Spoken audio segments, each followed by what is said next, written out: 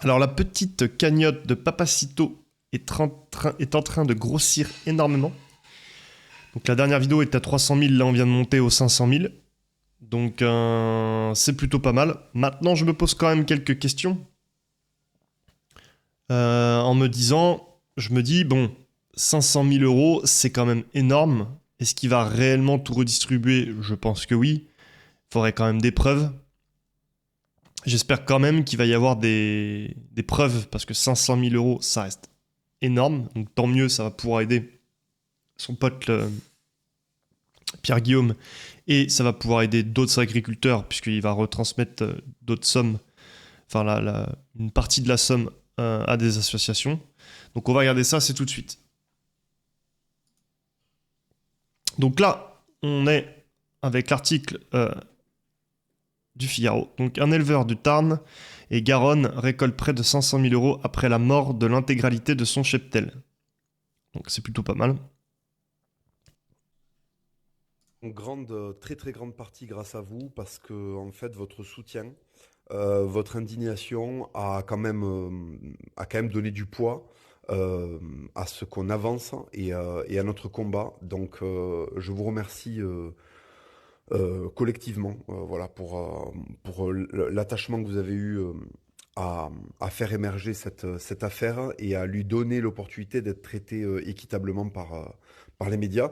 Alors là, c'est le début, hein, c'est juste un article, hein, il y en a tellement d'autres qui sont à charge, mais c'est un bon début et ça peut donner envie peut-être à d'autres journalistes de médias entre guillemets mainstream de parler de cette affaire avec un peu plus de faits et de manière un peu moins partisane. Voilà. Donc ça, on le doit en très très grande partie à votre mobilisation. Donc je vous remercie, vraiment. C'est beau de voir ça. Bon bah Papacito remercie les gens qui ont fait tourner, qui ont fait des dons, et qu'il y a des journalistes, comme on a vu sur l'article, qui commencent à relayer.